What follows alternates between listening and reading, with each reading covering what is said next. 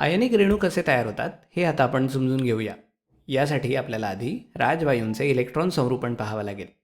मला काय म्हणायचे आहे ते पाहूया. जर आपण हिलियम घेतले तर आपल्याला माहिती आहे की त्याच्यामध्ये 2 इलेक्ट्रॉन्स असतात. पण हे इलेक्ट्रॉन अणूच्या आत कसे रचलेले असतात? तर हिलियमचे हे 2 इलेक्ट्रॉन पहिल्या कवचात असतात, ज्याला आपण के कवच म्हणतो. बस एवढंच. पण जर आपण निऑन या पुढच्या राजवायूचा विचार केला तर त्याच्याकडे 10 इलेक्ट्रॉन्स असतात. आणि यांची रचना कशी असेल? पुन्हा एकदा, पहिल्या कवचात 2 इलेक्ट्रॉन असतात, कारण पहिल्या कवचाची कमाल क्षमता 2च असते. पण मग जर तुम्ही दुसऱ्या कवचात गेलात, जे एल कवच आहे, तर दुसऱ्या कवचाची क्षमता 8 इलेक्ट्रॉनची असते.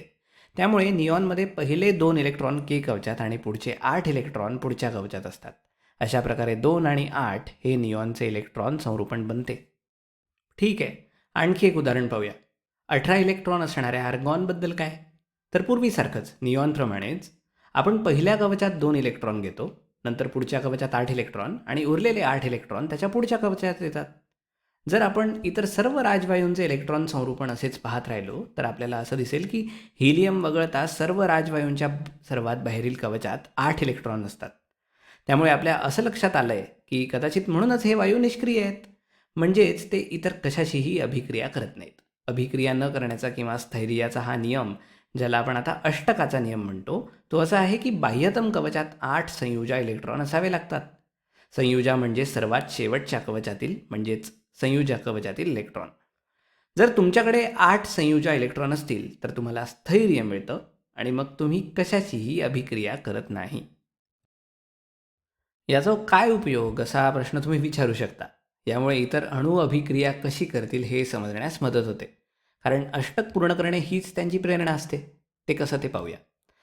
चला तर मग NaClची निर्मिती कशी होते ते पाहूया. NaClची निर्मिती यासाठी आधी सोडियमचे इलेक्ट्रॉन संरूपण पाहूया. सोडियमकडे 11 इलेक्ट्रॉन्स असतात.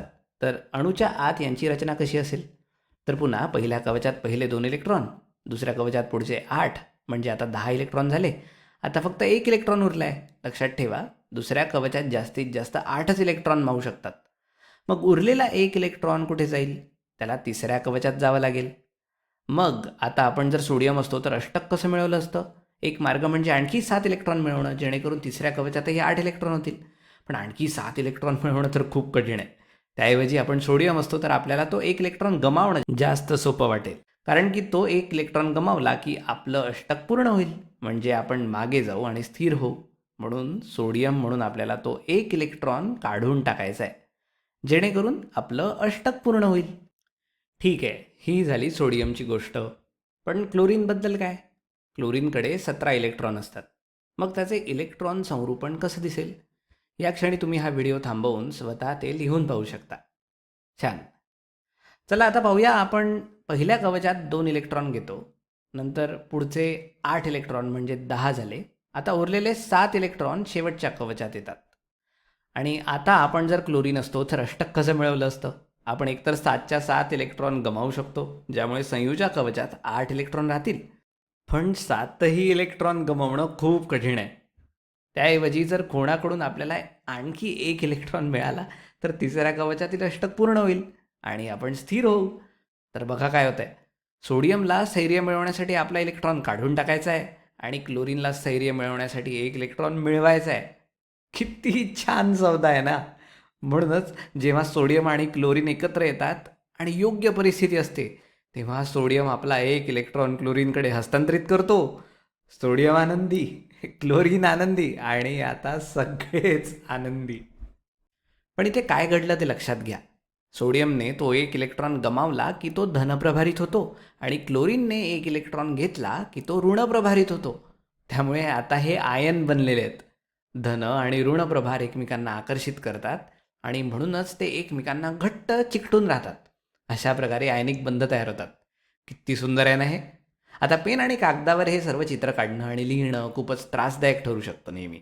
मग हे दाखवण्याचा सोपा आणि जलद मार्ग कोणता आहे? तर इलेक्ट्रॉन डॉट स्ट्रक्चर. आणि हा अधिक जलद आणि सोपा मार्ग आहे. तर इलेक्ट्रॉन डॉट स्ट्रक्चरमध्ये आपण हे अशा प्रकारे दाखवतो. बघा, मी दाखवतो तुम्हाला.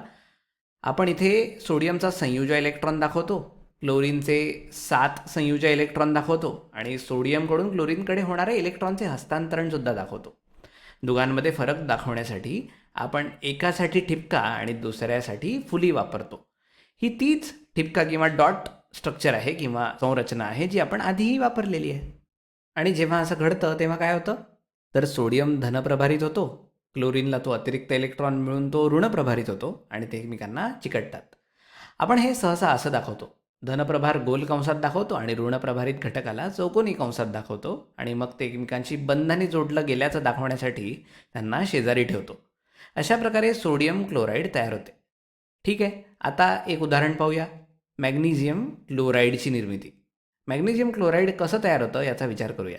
पुन्हा एकदा मॅग्नेशियमचा विचार करूया, ज्याच्याकडे 12 इलेक्ट्रॉन्स असतात.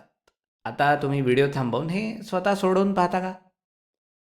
ठीक आहे, चला करूया. मॅग्नेशियमचे इलेक्ट्रॉन संरूपण. आपल्या पहिल्या कवचात पहिले 2, दुसऱ्या कवचात पुढचे 8 म्हणजे 10 इलेक्ट्रॉन झाले.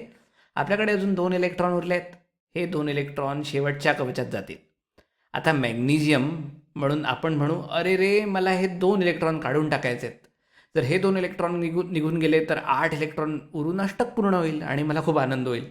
त्यामुळे मॅग्नेशियम म्हणून आपल्याला हे 2 इलेक्ट्रॉन गमवायचे असतात. ठीक आहे, मग क्लोरीनबद्दल काय? क्लोरीनचं काय होतं हे तर आपण आधीच पाहिलं आहे. त्याच्याकडे 17 इलेक्ट्रॉन्स असतात. पहिल्या कवचात 2, दुसऱ्यात 8 म्हणजे 10 झाले आणि उरलेले 7 शेवटच्या कवचात असतात. त्याला 1 इलेक्ट्रॉन हवा असतो.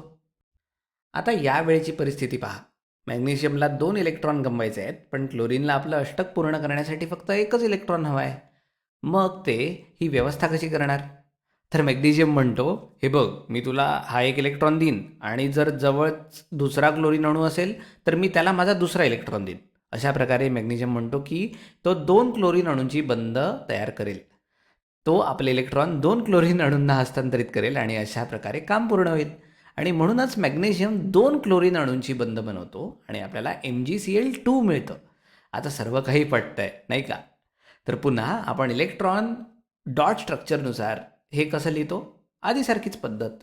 मॅग्नेशियमचे हे 2 संयुजा इलेक्ट्रॉन आहेत जे आपण क्लोरीनकडे हस्तांतरित करत आहोत. आणि पहा, क्लोरीनकडे 7 संयुजा इलेक्ट्रॉन आहेत, जसे आपण इथे पाहिले. मग याचा परिणाम म्हणून आपल्याला काय मिळतं? पहा, मॅग्नेशियमने आपले 2 इलेक्ट्रॉन गमावलेत, त्यामुळे त्याच्यावर 2 धनप्रभार असतील. प्रत्येक क्लोरीनने फक्त 1च इलेक्ट्रॉन घेतला आहे, त्यामुळे प्रत्येक क्लोरीनवर 1 ऋणप्रभार असतो. पण इथे 2 क्लोरीन अणू असल्यामुळे ते दोन्ही इथे दाखवलेले आहेत. तर असे 2 क्लोरीन अणू एका मॅग्नेशियमशी जोडलेले असतात आणि हा प्रभार त्यांना एकत्र धरून ठेवतो. अशा प्रकारे आयनिक बंध तयार होतो आणि आपल्याला MgCl2 मिळतं. तर मूलभूतपणे आयनिक बंध अशा प्रकारे तयार होतात. किती सुंदर आहे ना हे?